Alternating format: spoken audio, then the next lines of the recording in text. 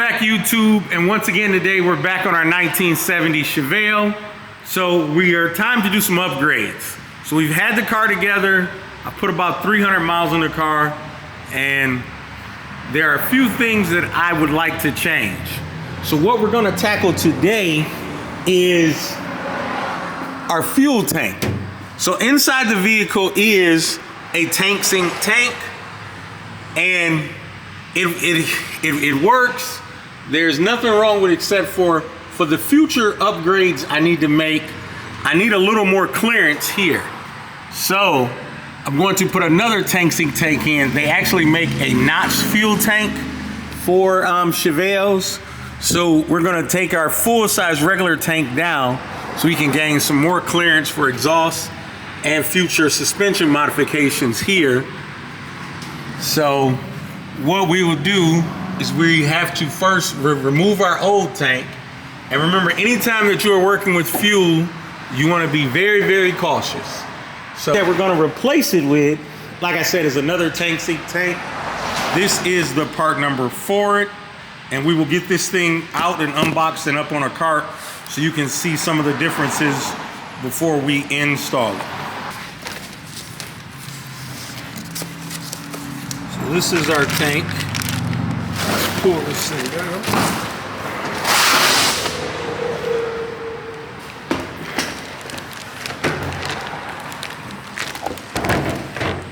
Now, one thing you can notice is on the corners of this tank, it is notched on both corners.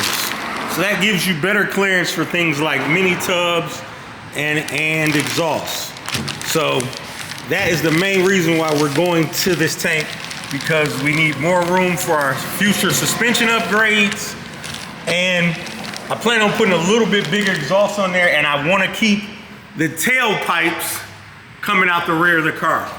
So we're gonna, right now this is 3.5 inch. The tailpipes is all stainless steel. So we are gonna put 3 inch on here. So we're gonna need that extra room. So what I'm gonna do is I'm gonna put the camera down and we will get this plastic off, and I'll let you get a closer look. So you should be able to see a lot better how this is notched. And once we get the old tank out, we'll put them both on the ground side by side. Well, we will still have this one up on the cart, and we'll put the other tank on the ground so you can see it side by side. So the first thing we are going to do in our removal is we're gonna pull our fuller neck off. Right here, it just unscrews.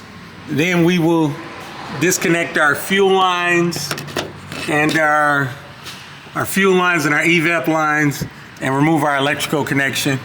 And then we can loosen both of our straps, and with our transmission jack, we will support the tank and have it coming down. So let's do that. I wanted to talk about safety, about when you're draining your fuel tank if you have to. So our tank was pretty full, so we had to drain it. So what I did was I came at where this is our fuel filter, that's where it plugged into our fuel line. So I came in there with a piece of hose. Then I have that draining down here to a fuel container. And then I went way back here at the back to my fuel tank, and I connected jumper leads, safe and out of the way of fumes that are up front from the gas running, to drain our tank. So we're gonna use this setup here to drain our fuel tank. And then once we have the tank drained, then we will pull the tank down. So we got our tank drained. Now next what we have to do is loosen up our bolts so we can get the tank to come down just a little bit so we can remove our feed and return lines. So this is a 9/16 socket. We're gonna loosen this a little bit.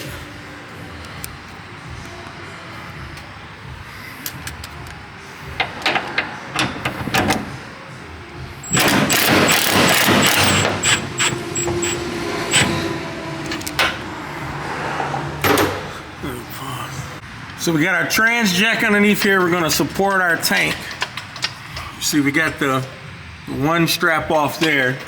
So we're gonna lower this down some So like I said, so we can get access to our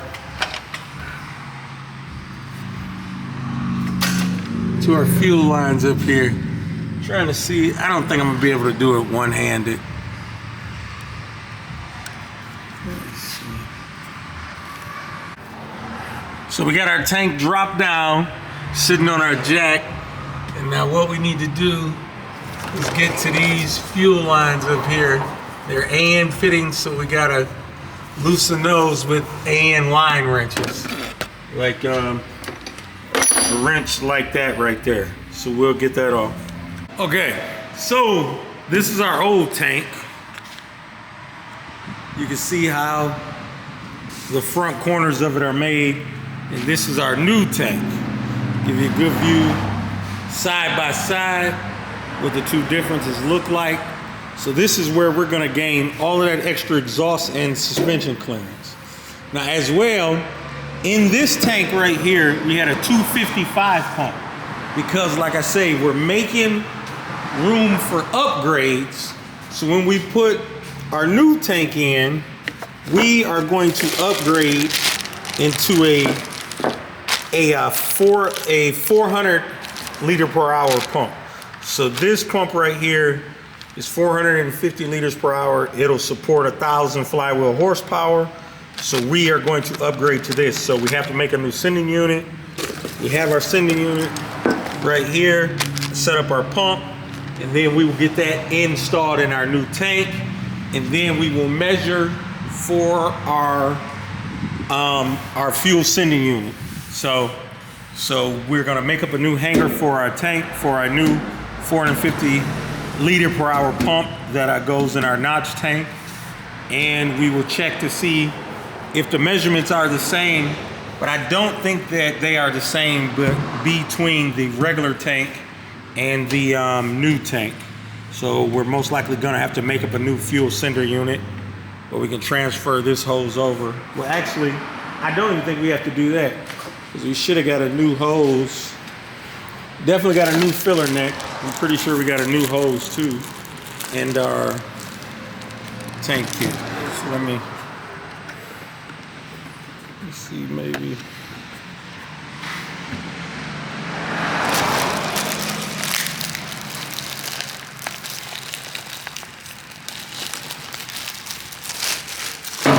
So it came in here. So we got a new filler neck, a new rubber hose, the one that's right there, and some gaskets and bolts. So we are gonna have to try to modify this. So we are gonna have to swap out and reuse our old sending unit, but just make sure that it's measured correctly for the new tank. So let's get started on that.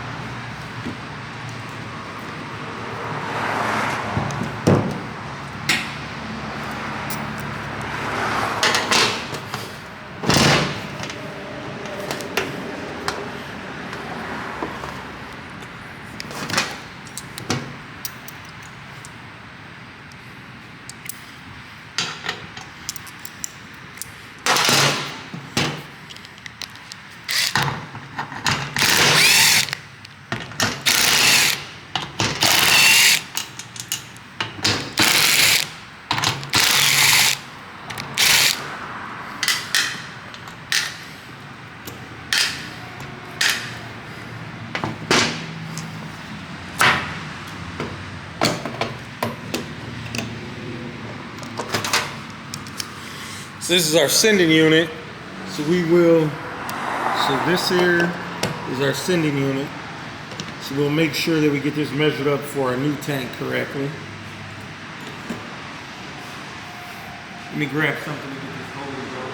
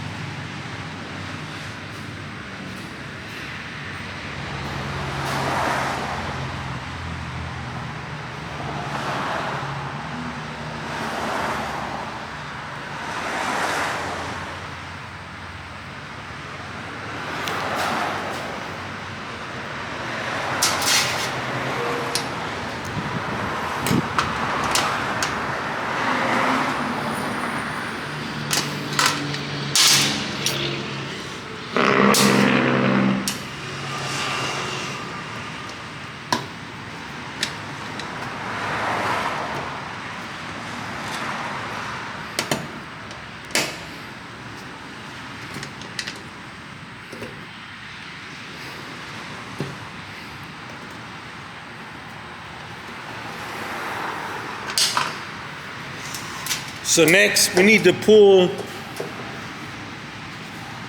these fittings out because they will go in our new sending unit. So we do need to reuse those fittings.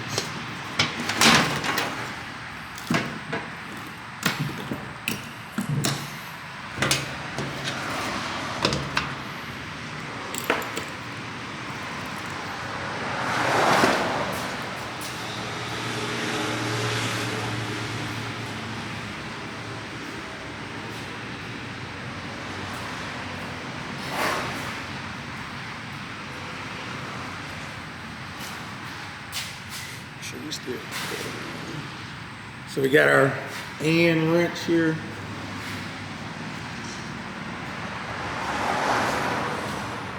So we're going to take our AN wrench and get our fittings loose.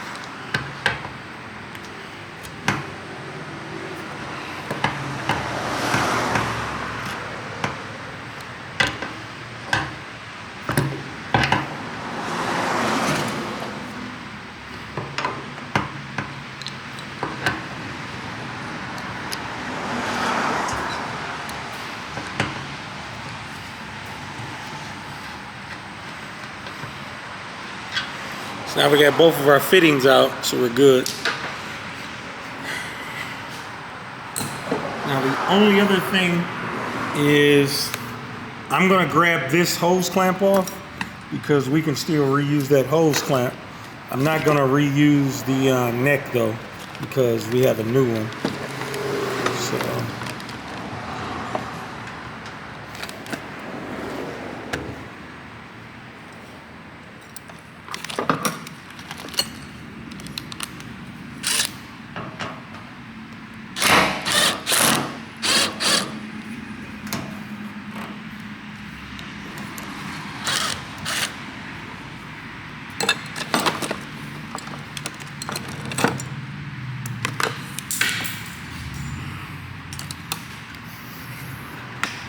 So now our old fuel tank here is completely stripped down. I'm gonna take this fuel tank and sit it outside.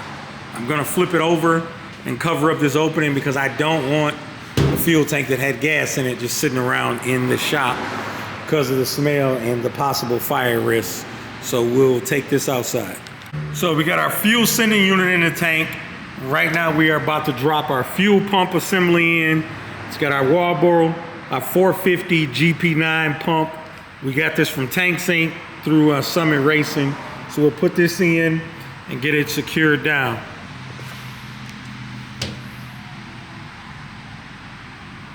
So the tanks are marked. The sending unit is marked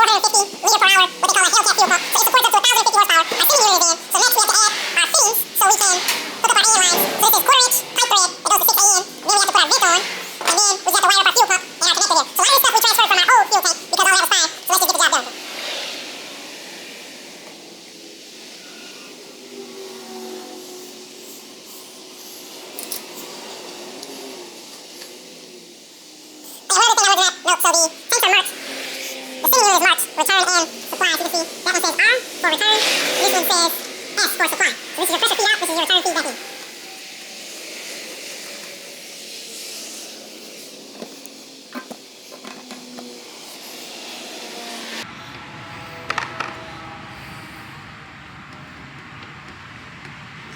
And that brown gooey stuff that I was putting on our gaskets and on the tips of our bolts, this is that.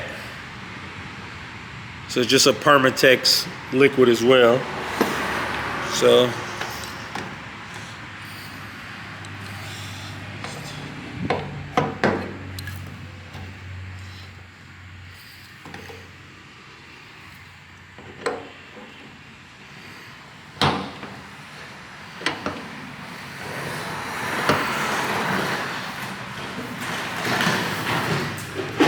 So I was wrong about our fuel tank straps. We are gonna have to use our new straps because you can see the new strap is a lot longer. That makes up for the difference because remember the tank is notched, but it still carries the same capacity. So we gain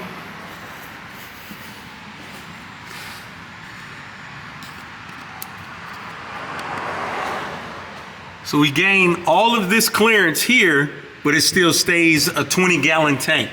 So that means that it's a lot deeper. That's why we have to use a different strap. So we'll put our rubber on our new straps and get this thing mounted in.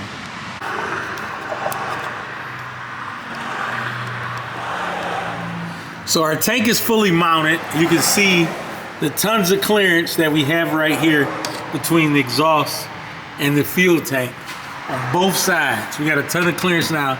So this will give us room for our newer 3-inch exhaust that we will do, as well as all of our suspension upgrades. So the tank is fully in. I had to make a slight jumper harness to go from where the old tank was mounted, to go to the wiring for the fuel tank to where the wiring is up here in the car. And the reason for that is this new part is a little bit shorter. So before I plug in the connector, I'm gonna use this jumper harness to go through, and we're gonna flush out the fuel tank and the fuel line. So we got our jug still set up right there. We will run power and ground to the fuel pump and flush this out. Okay guys, we are ready to flush out our new tank. So we got 5 gallons of gas in here. We'll probably run a gallon or so through to get any debris that was out. So we had to make a little jumper harness to go from our new fuel pump connector to our old one that's up here. That's because it's a little bit shorter. So we'll run our pump right now. You can hear that. That's that 450 liter per hour Hellcat fuel pump. Supports 1,050 horsepower. So we'll flush out this. We'll run probably a gallon through there because we don't want to get any small debris to clog up our injectors, even though we still do have a fuel filter. So you can hear that pump running back here, and we'll check back in a second. Thanks.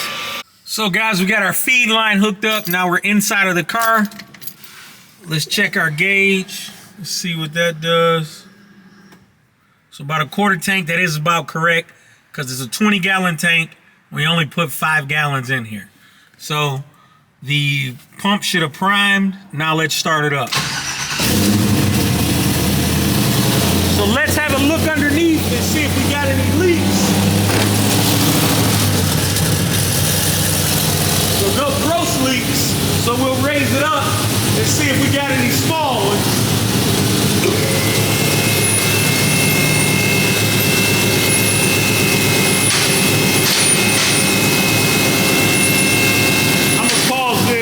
So guys, we are underneath the Chevelle. We have no leaks. Look at all of that extra clearance we have here with the exhaust. We got a ton of clearance, and we also now have that 1,000 horsepower capable fuel pump in here, so you know where we headed next. It's time for some engine upgrades. So this is White One Auto.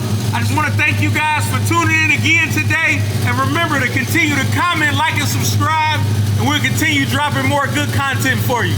White One Auto out.